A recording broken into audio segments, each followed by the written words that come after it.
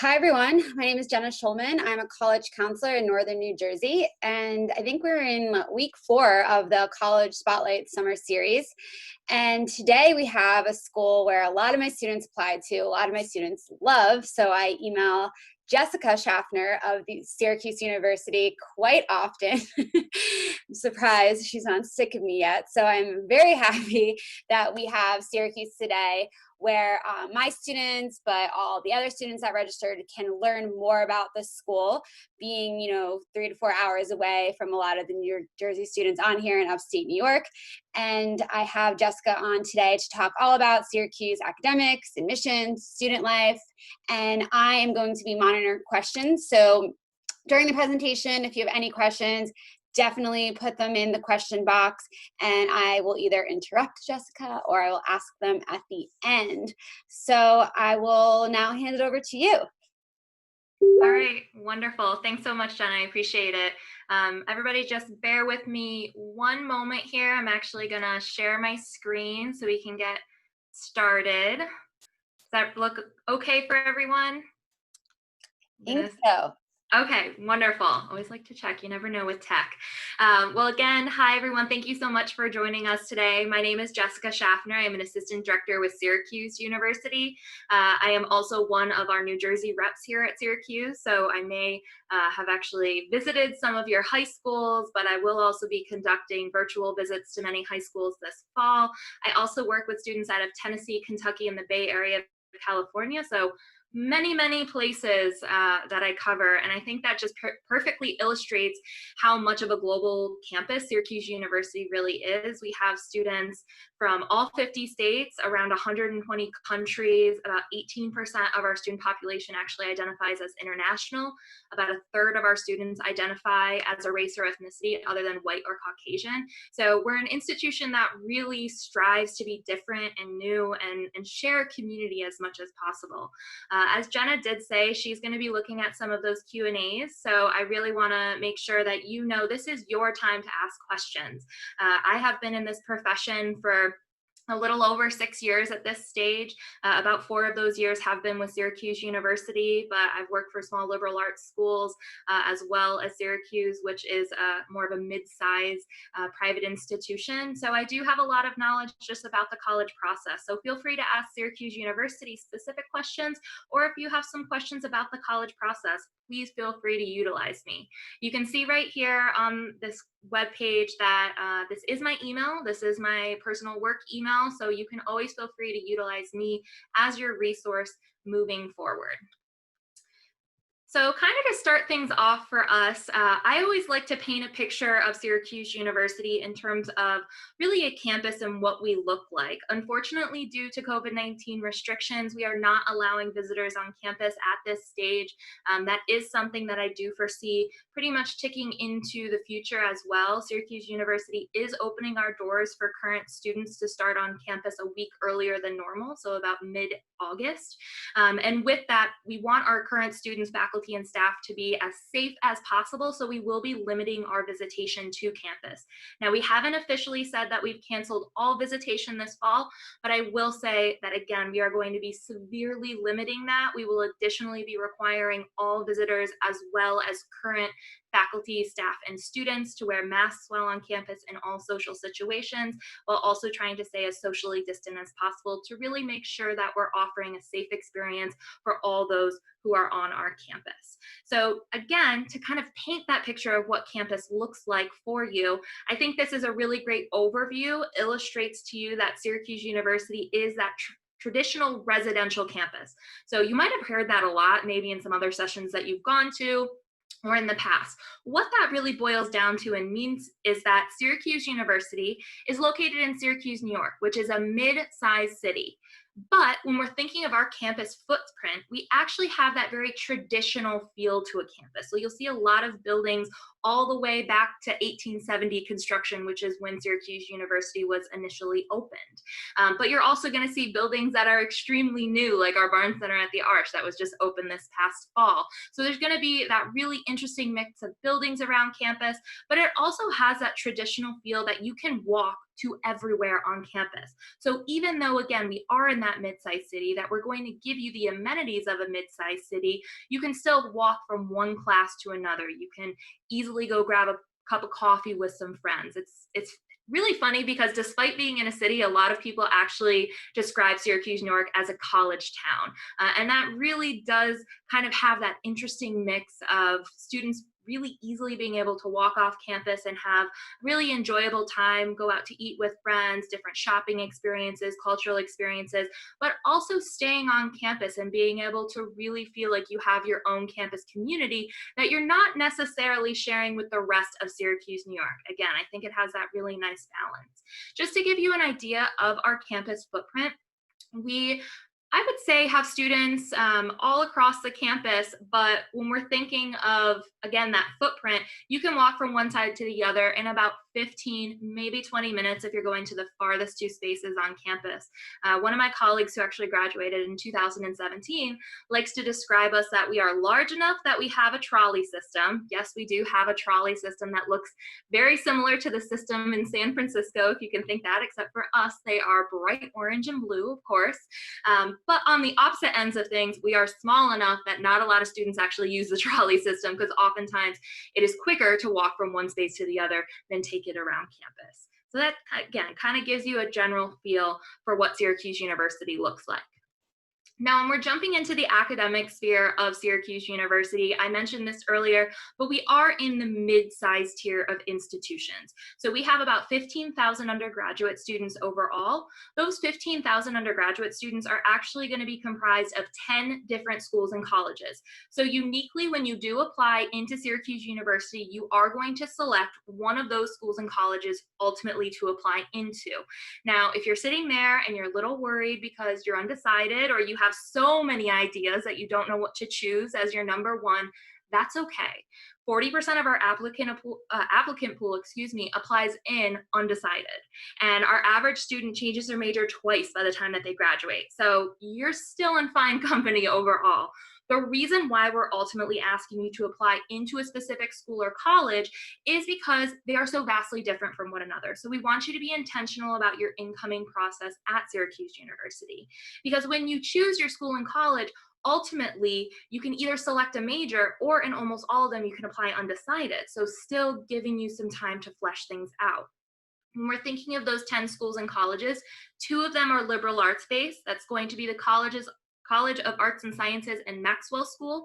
Those are going to house really our liberal arts program. So our social sciences, general sciences, and humanity programs. It also houses our largest undecided pool because of the flexibility offered, about 60 different majors housed within those programs. And then the other 8 schools and colleges are what we call pre-professional because they're ultimately geared towards a certain career, right? College of Engineering and Computer Science, Whitman School of Management, Newhouse School of Public Communications. They have a general profession in mind.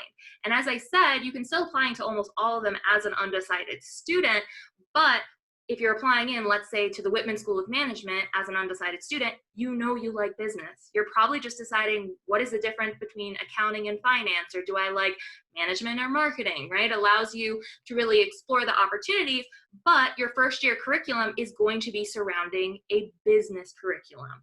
And really that's going to be the thing that you need to flesh out as an incoming student overall.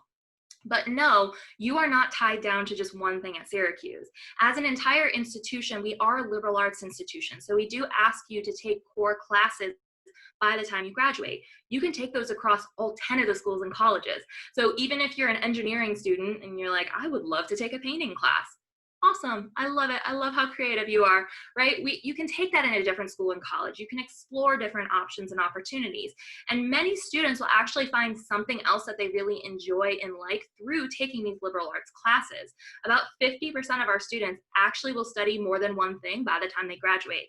So either adding on a minor or a second major. A minor, we have about 100 of them set across the schools and colleges. You can actually major in absolutely anything and minor in absolutely anything together, and you will graduate in 4 years.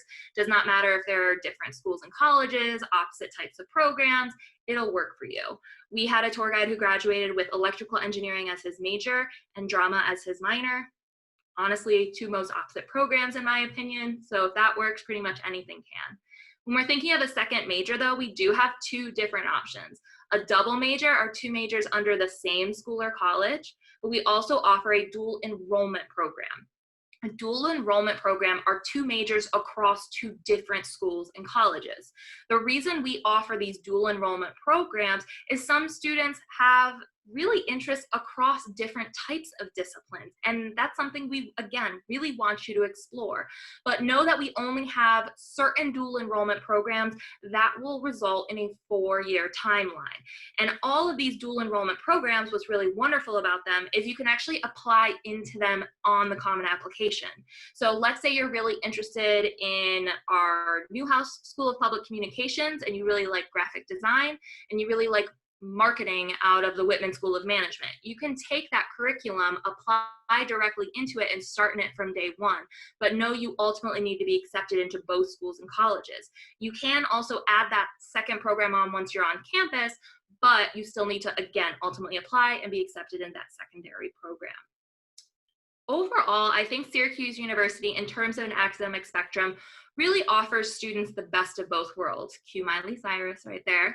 But what I mean is that we are a large enough institution that we are going to offer you the resources and the opportunities that are really large scale, that are going to make huge differences in terms of your collegiate career leading up to a graduate program or your profession.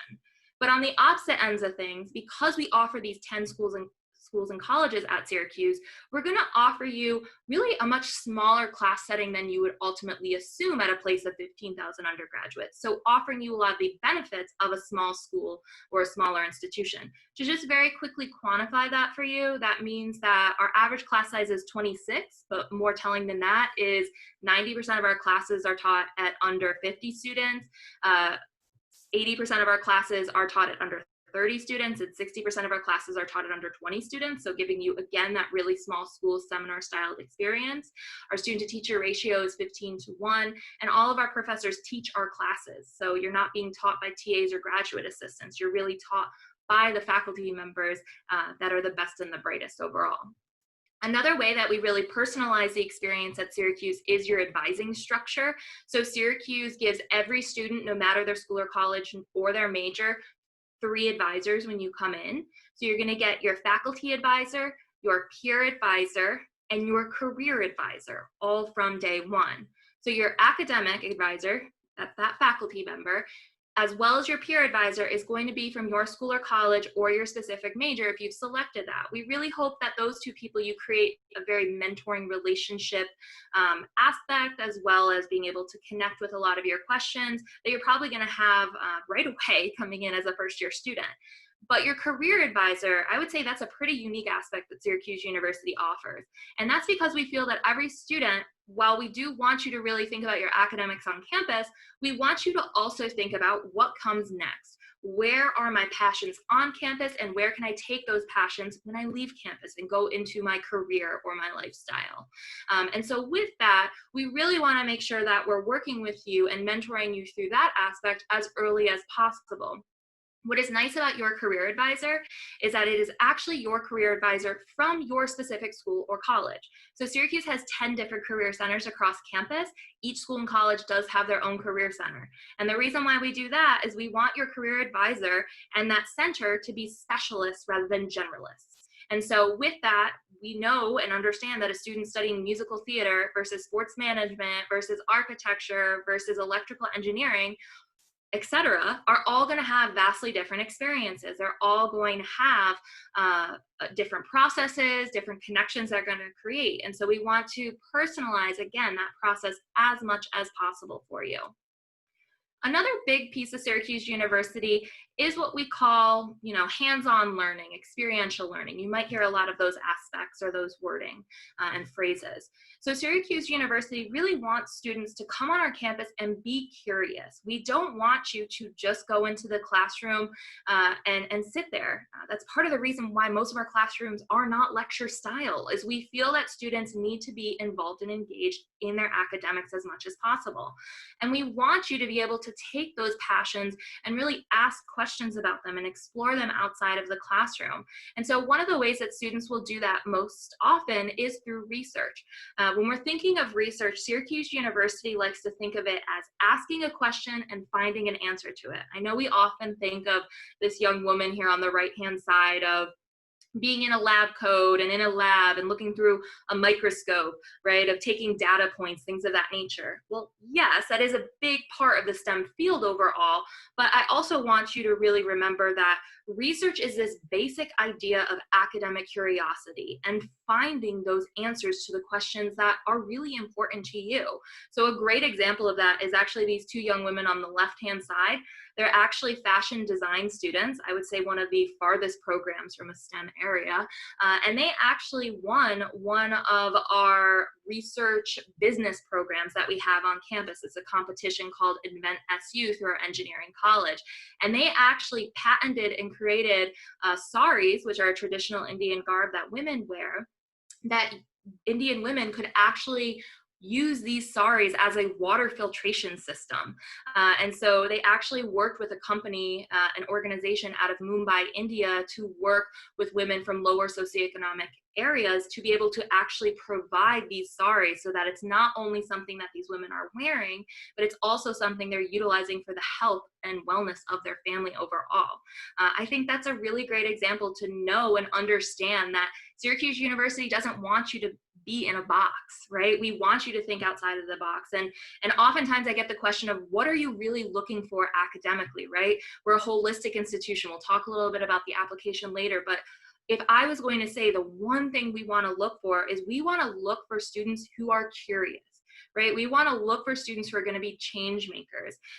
And you can do this in so many different ways. And I think that this really illustrates the type of experiences that we can offer. Now, one of the biggest things that Syracuse University has actually been known for about 100 years at this stage, actually a little bit over 100 years, is study abroad. Syracuse is ranked in the top 25 programs in the country to study abroad with. About 50% of our students will study abroad by the time that they graduate.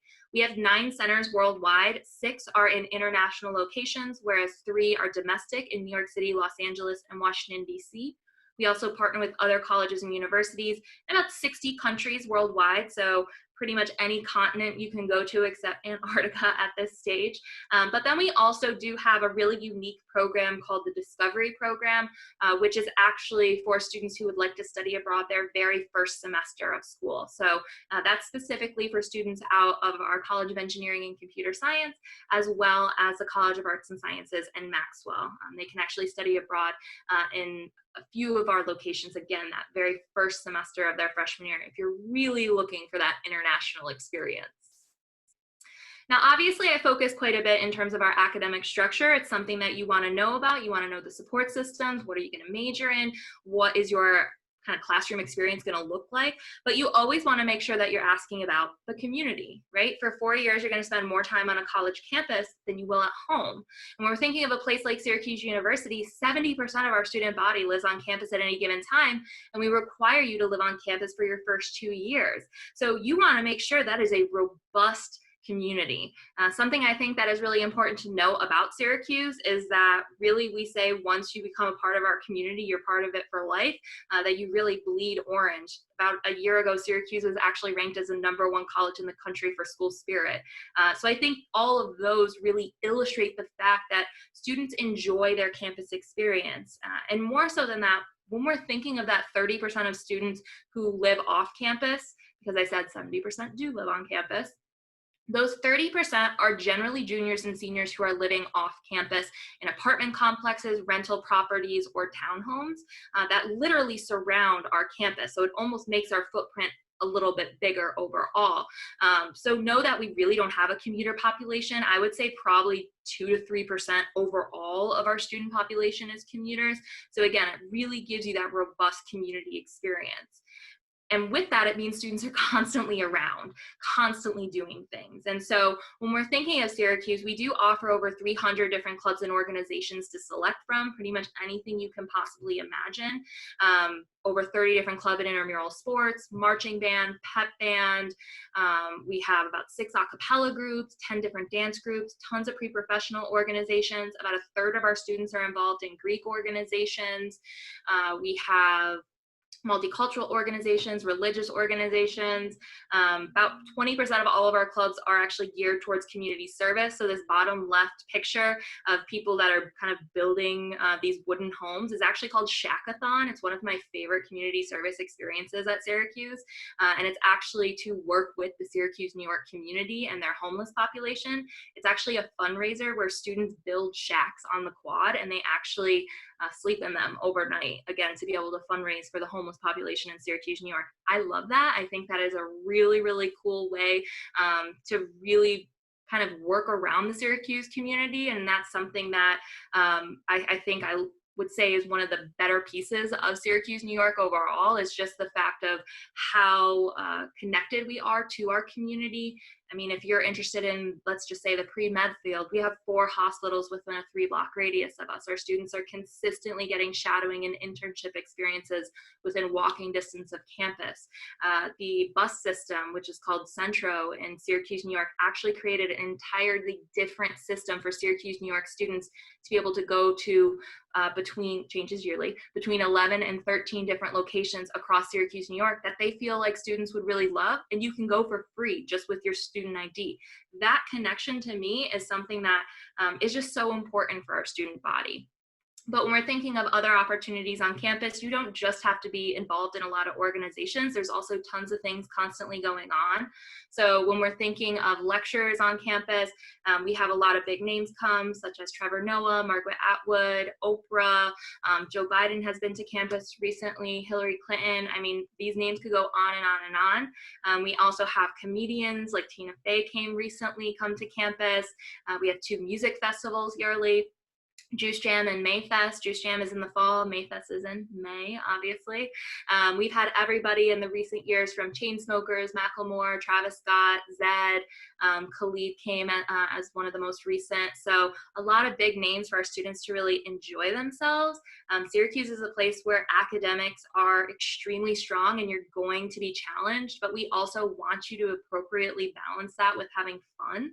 And we want there to be a balance there. We want you to really enjoy yourself, think of new things to do, meet new people, grow as who you are, both in and outside the classroom. And then lastly, obviously Division I sports are a huge piece of Syracuse. I already mentioned that we are ranked as one of the best colleges in the country for school spirit, and you will see that in all of our sporting events. Otto the Orange, which is in this top right picture, is our mascot. If you did not know, we are the only college in the country that has a fruit as a mascot, something we are very proud of overall.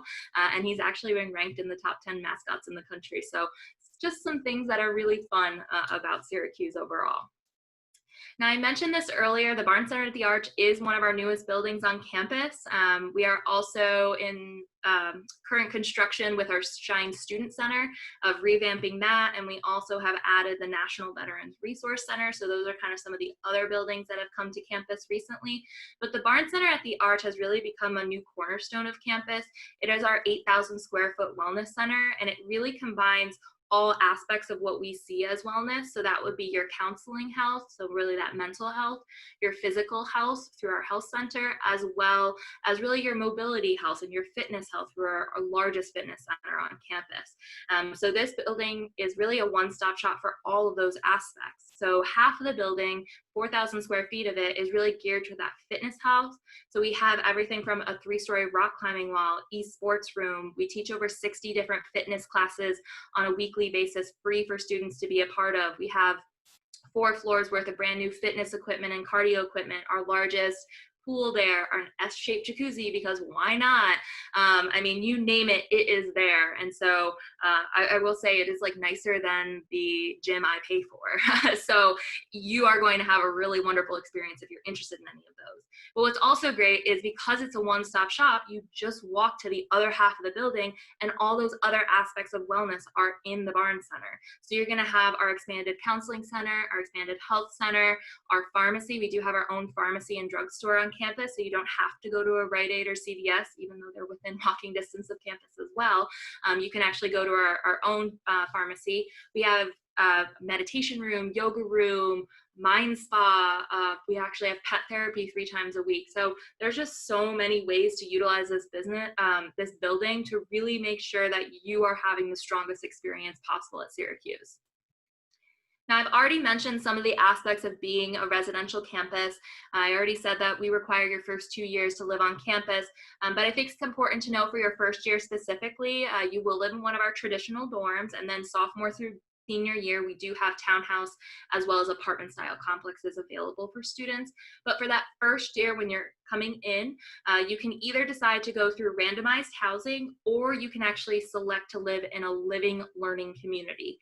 About 40% of our students decide to live in these more themed housing. Now, this is all among the same residence hall. So you're not in any other different area, you're on the same floor or wing sometimes as other students, but you're living closer to students who have similar interests to you. So some of them are academically based, like our honors learning community, or our sports management learning community, or our fashion design learning community. And some of them are more personal based, so our multicultural learning community and international learning community.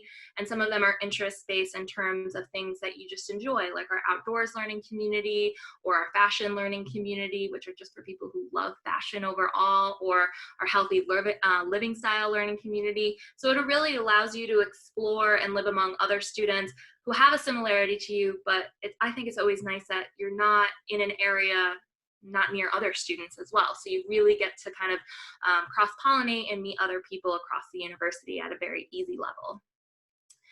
Now, obviously, when we're thinking of a success of a college or institution, that's going to come a lot of times through their outcomes overall. And I think something that Syracuse does extremely well is illustrating how connected we are and how we can make sure that you are being successful once you leave our steps. So I love to be able to share that 60% of our 2019 graduating class, because we don't have a lot of the information for 2020 yet, 60% of them actually got their entry-level position or their graduate program through a Syracuse University connection. That, to me, purely illustrates that we want you to be successful once you leave, that we are not just going to say, enjoy your time on our campus, do well in your classes, and good luck once you're gone. We want you to be successful. So that means we are going to work with you on creating connections with our over 20 different career fairs on a yearly basis, over 20 different internship fairs on a yearly basis. Weekly, we have alumni come back and talk about their experiences in different areas across the university. We consistently have alumni that are hiring as well as being mentors to our current students. Those are the difference makers. Those are the changers for our students. And even more so than that, I talked about us being a community.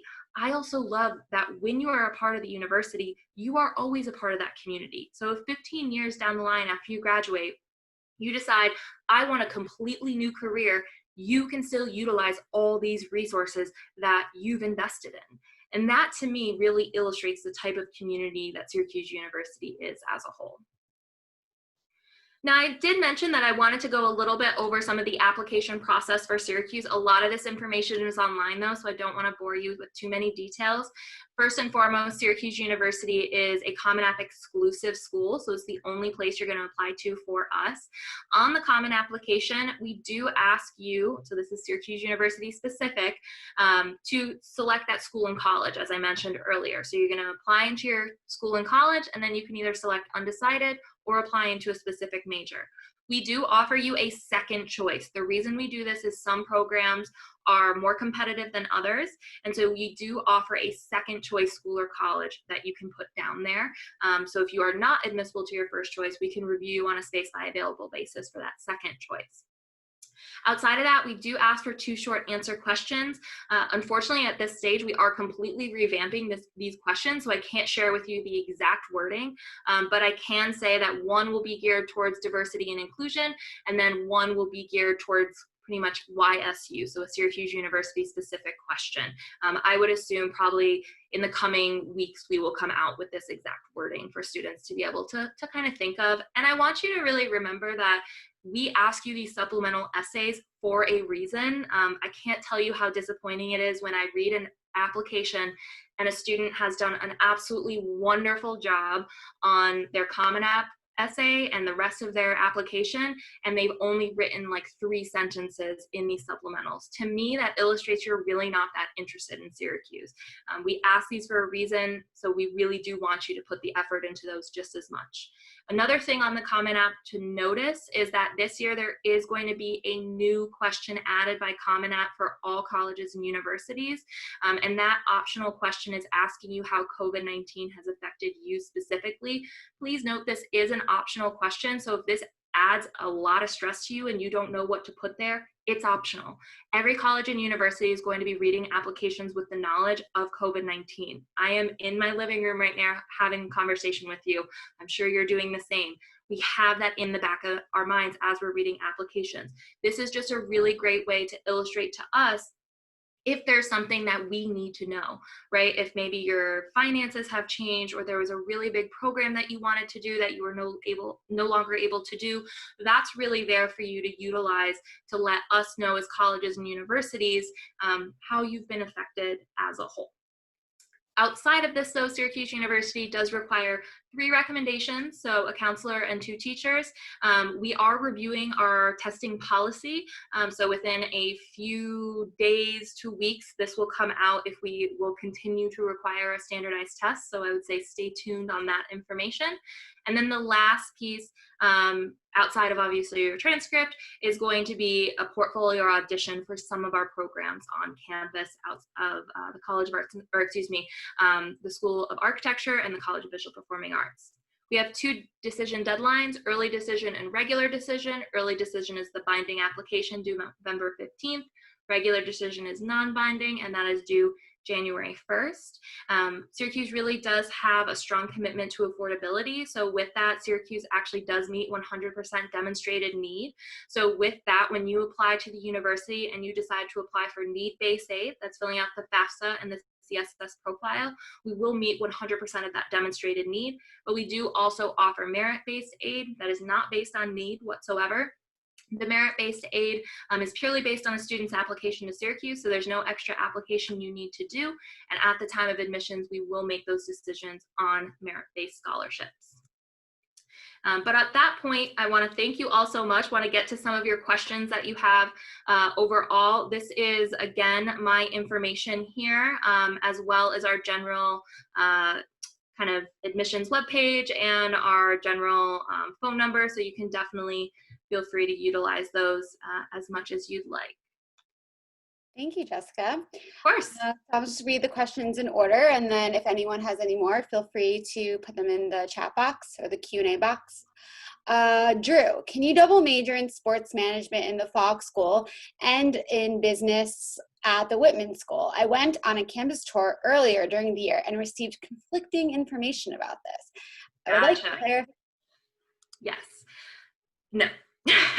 You cannot do so that would be what we call a dual enrollment major, because it's across 2 different schools and colleges. Specifically for that program, it's really not going to work for you. And that's because the Whitman School of Management, for any student who's interested in business, their curriculum is extremely structured. You come in as a first-year student, your first 2 years, you take 36 business credits, so that's 12 business classes. That's generally unheard of to do your first 2 years of college for any major, really at any school or college. So it is extremely structured your first 2 years, whereas sports management, their first 2 years are really open, but your senior year is extremely structured. So for sports management, your second semester of senior year, you are actually completely done with all of your academic classes. You are taking a full semester of an internship anywhere across the globe. So our students have done internships at Real Madrid, Jacksonville Jaguars, New York Mets, Yankees. I mean, you name it, we've had somebody work there. I mean, we have over 100 alumni that work just in the ESPN location out of Connecticut. So there's a lot of students that do stuff up there as well. So with that, you really can't combine the two. However, if you have those interests, you can major in one and minor in the other. We offer minors in all of our business programs, and we do offer a sports management minor. And this really goes for anybody out there, because obviously this is a very specific question. This goes for anybody out there that won't be able to get done a dual enrollment major. We have minors that pretty much match almost all of our most popular majors across campus. And so, as I mentioned, you can minor in any combination with any major. And so that would really work for you. So Jessica, I used to work at ESPN in Connecticut, and there were so many Syracuse students. So believe me when she's saying that a lot of graduates from all different majors, not just Newhouse School of Communications, but also Falk and business, end up working at ESPN, and we'd always have a little friendly rivalry with them. But they did take over, and they had a lot of spirit, so it was good. This isn't a question, but it's a question that maybe I think the students would like to know here.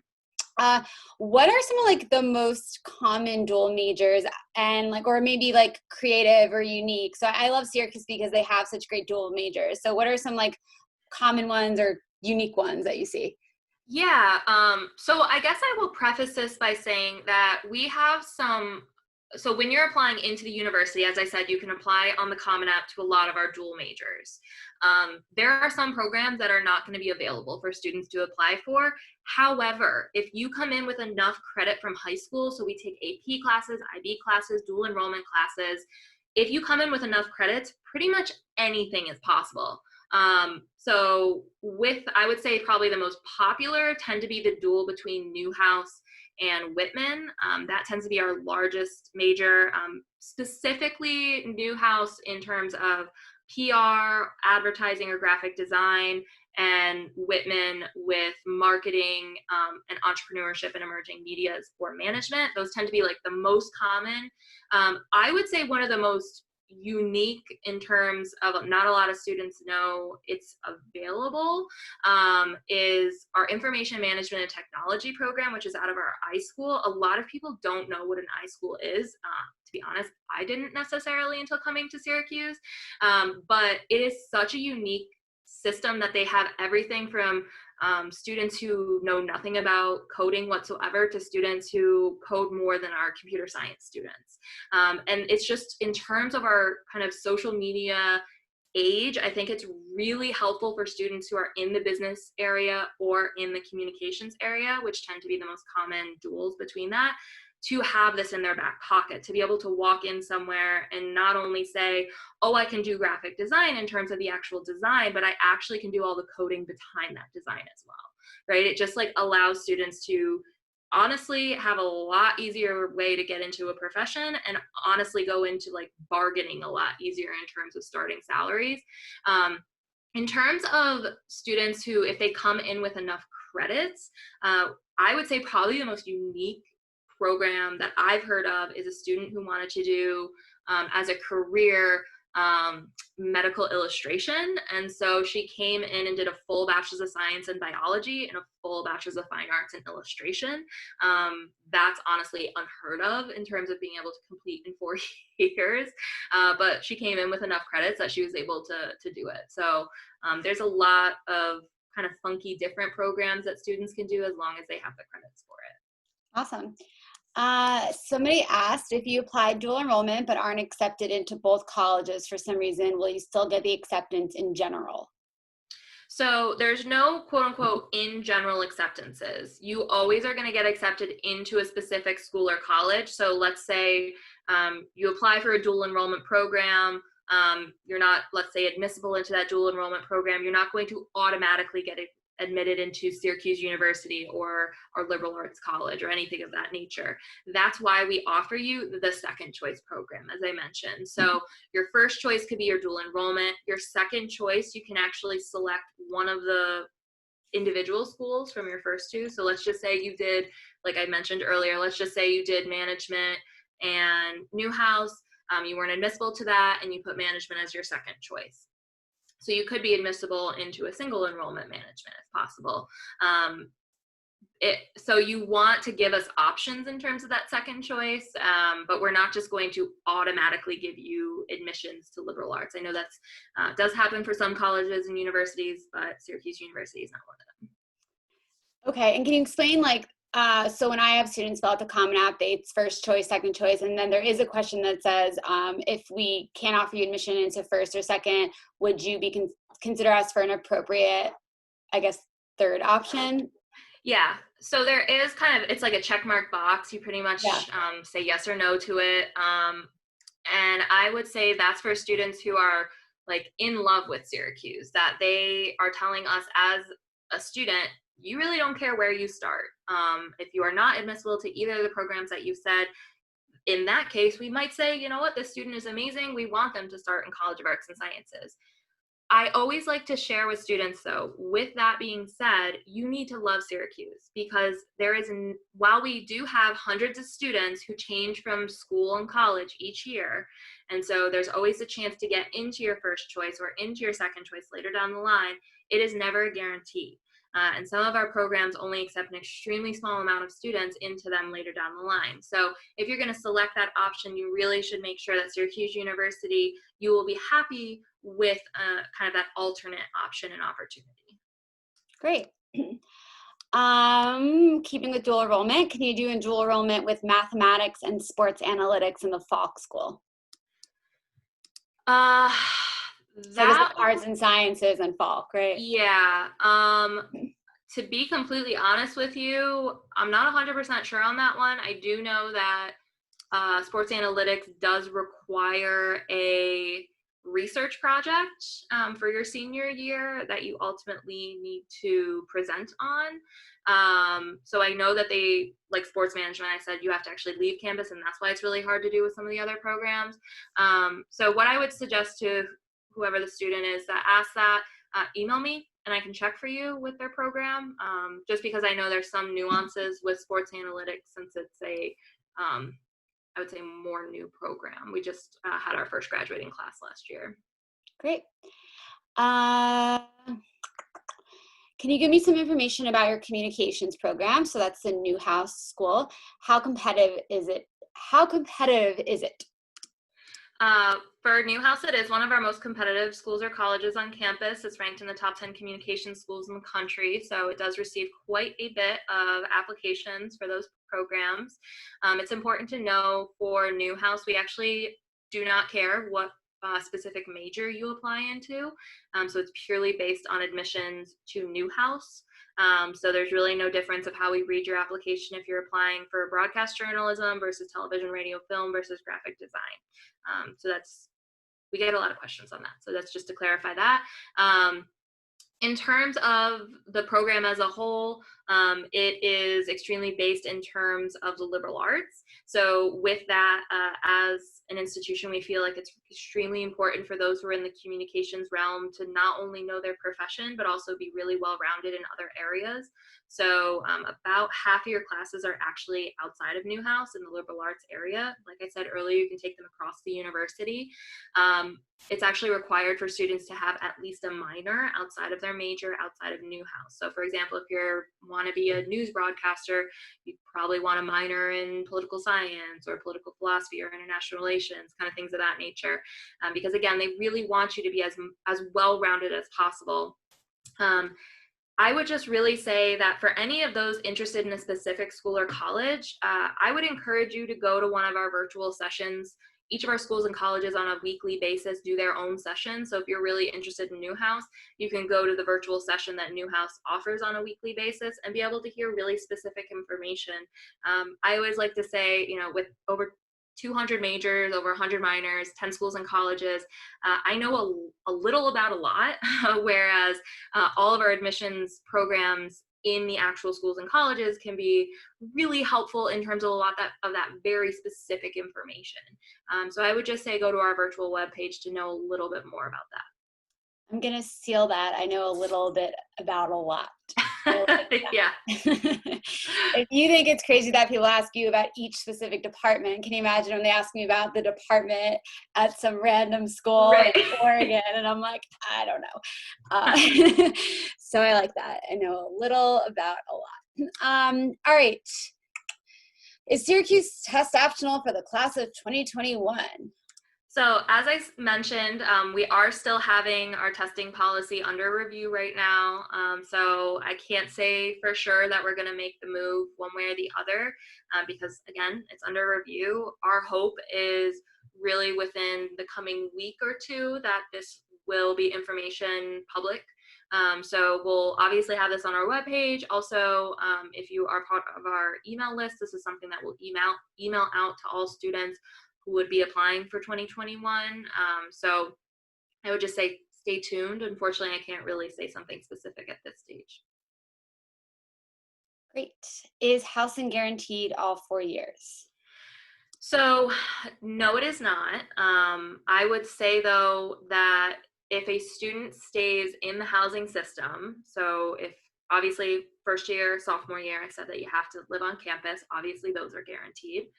For junior year, if you stay and live on campus in one of our townhouse and apartments and then also stay senior year, then it's pretty much guaranteed.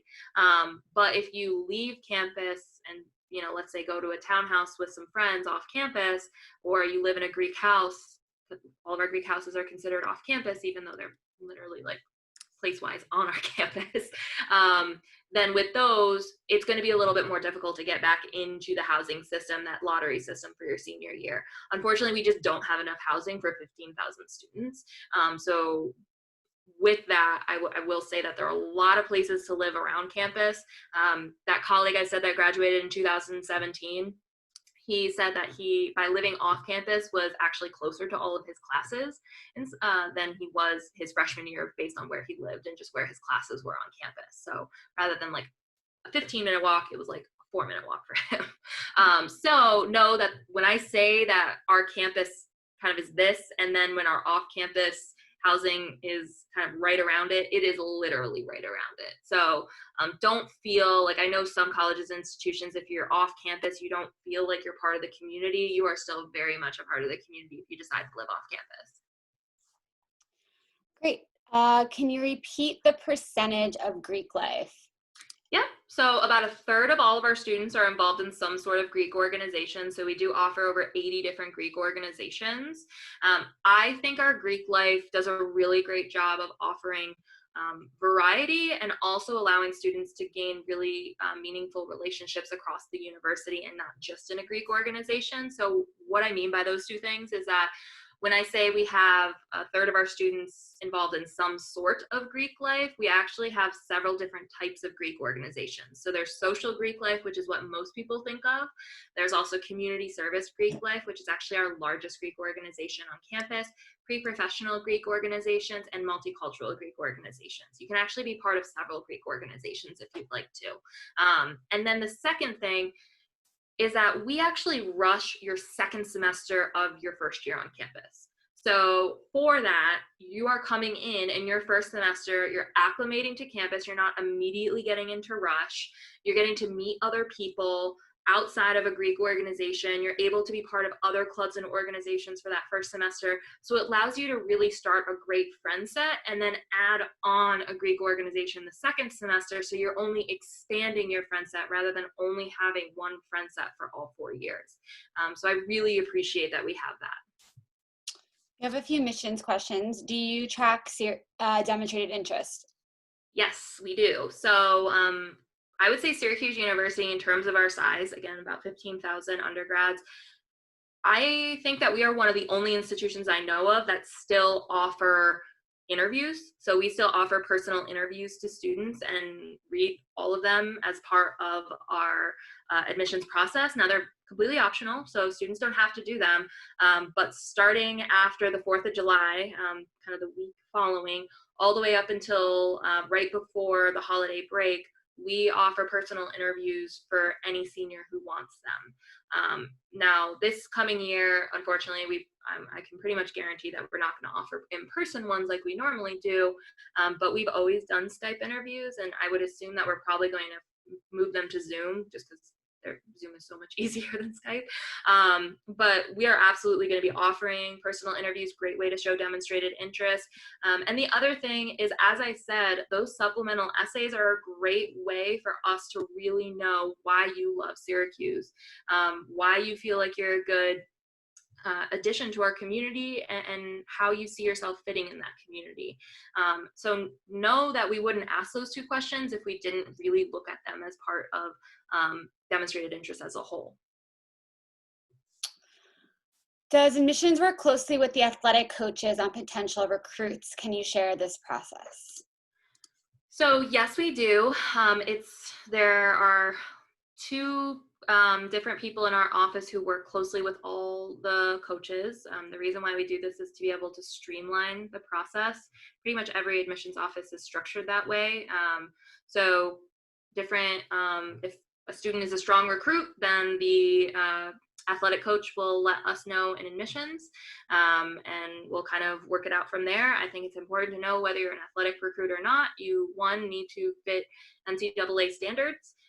You cannot be an athletic recruit if you don't fit their academic standards, but also as an institution like Syracuse University, you will still be in classes. Doesn't matter that we're Division I or not. You still need to be able to do the work. And so that's why admissions actually looks at all of these processes, right? So when we're thinking of the process itself, you should be reaching out specifically to the coach to start that recruiting process. You should not be reaching out to admissions whatsoever.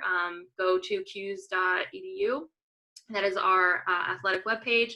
Up at the top, there is a link for all the coaches, as well as a link to our athletic recruitment form. Not all of the programs, specifically basketball and football, are not on that athletic recruit because it is a much more streamlined process for them. But you can always feel free to reach out to the coach specifically via email. I would also say that if you are considering that you really want to go for Division I athletics, you need to have your coach doing most of the reach out process to begin with. Most Division I coaches will not hear directly from recruits. They'll hear from the coach to start conversations. How helpful are professors regarding office hours? Yeah, that's a great question. As I mentioned, all of our professors are required to offer office hours on a weekly basis. So as many hours as you see them in the classroom, at a very minimum, they are required to offer those amount of office hours on a weekly basis as well. So you kind of have that option. I would say most professors are going to go well above that. And now in terms of COVID-19, a lot of those professors are just having like sign-up hours throughout the week, understanding that traditional office hours don't really work for a lot of students. So a lot of students are just using like drop-in hours in terms of scheduling 10 to 15 minutes to chat with them. So it's something that I would say we're definitely well known for. I said that all of your classes are taught by professors, so I think it's important to know that because we require all professors to teach classes, that means that you cannot just come to our institution as a professor and do research and have your graduate assistants and teaching assistants do all of your other work. I think that's really important because that illustrates that the type of professors that we attract are the ones that want to interact with students whatsoever. Is there a hospital nearby for internships and pre-health shadowing? So I guess for medical students or pre-health students, but then also just in general internships nearby. Yeah, so as I mentioned, there's 4 hospitals within a 3-block radius of us. There's also a medical school. So we have a lot of opportunities for those students who are interested in pre-med. It's also interesting because all the hospitals are pretty different from one another. So we have our Veteran Affairs Hospital, and then we have Krause Hospital, which is really well known for stroke care and cancer research specifically, and then Upstate, which is known as a teaching hospital because it is also a medical school attached to it. And then there's Galasanos, which is a pediatric hospital. So there's a lot of different options for students in the medical field overall. And then in terms of internships as a whole, I would say a lot of our students decide that they want to do their internship over the summer. So while we do have a lot of opportunities in Syracuse, New York, and a lot of students will decide to do that, most, I would say, of our students decide they would like to do internships at home over the summer so that they can focus more on their studies, more on their clubs and activities, kind of things of that nature. But I would say it's really more student to student of what you'd like to do. Okay. If you guys have any more questions, I know we have 3 minutes. I have like one kind of final question. Who would fit into Syracuse well, and maybe who wouldn't fit into it? Yeah, so I would say that a student who appreciates balance in terms of their life is going to do really well at Syracuse. So, like I said, we're really looking for academically curious students. We want students to think outside the box. We offer a lot of opportunities to be able to do that. And so we really want students to take advantage of it. But at the same time, we are not an institution where you're not going to enjoy your time either. I think that we have a really strong balance between the academic and social scene at Syracuse. And I think that's what makes us a really strong option for students who are looking for that balance still, that they can have different types of experiences, that they can consistently throughout their 4 years meet new people, do something different. That's a student who's really going to strive. I would also say a student who is really going to strive as a student who's a go-getter, because while a lot of our classes are seminar style, I went to a small liberal arts college of 2,200 students. I had classes my freshman year of 8 students. So if I was sick, it was very well known that I was not there, right? Syracuse, your first year, you could have classes of 200 students. And that's not to say that we can't personalize that still and you can't have a relationship with your professor.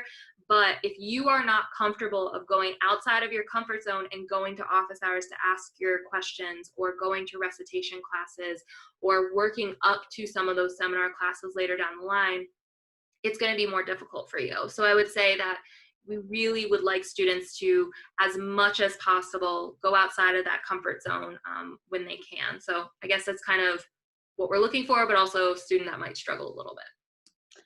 Awesome. Thank you, Jessica. Any final remarks about anything that we talked about today? I would just say that, if anybody has questions, I already kind of put my email out there. Please feel free to follow up. And I would just also say that, especially for those of you who are juniors right now, or I guess you might have just finished, so now you're a senior, know and understand that this college process is going to be very different if you have an older sibling or an older friend or cousin, anything like that. It's going to look extremely different for you for this coming year. And that's not to stress you out. It's actually to say, take a deep breath and understand that it is also going to be different for all admissions professionals. And so we are going to be extremely understanding. We are going to try to work with you on a one-on-one basis as much as we possibly can. We wish the situations weren't as they were right now. Probably just as much, if not more, than you wish it. So know that we're going to try to be as flexible as we can during this process. And so feel free to utilize us. It's why we do our profession. We're people behind the application process, and we want you to be successful. So I would just kind of leave that as my parting wisdom for you. That was beautiful. Yeah, I can't stress that enough. I mean, Jessica and the Syracuse staff are so responsive. I know because I email them like 15 times a year, probably more. And she is, in fact, a human. And I think it's like, another kind of reinforcement to use your school counselor at your high school.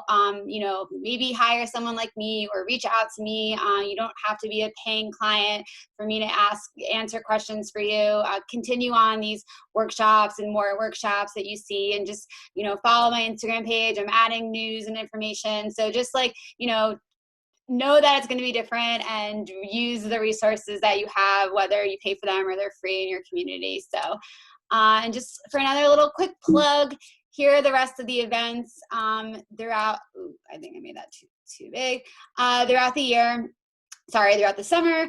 not the whole year. So we had Syracuse tonight. We have a bunch more throughout the summer. So I'm sure everyone will kind of mirror what Jessica's saying about how different it's going to be. And it's a great way to learn about the different colleges.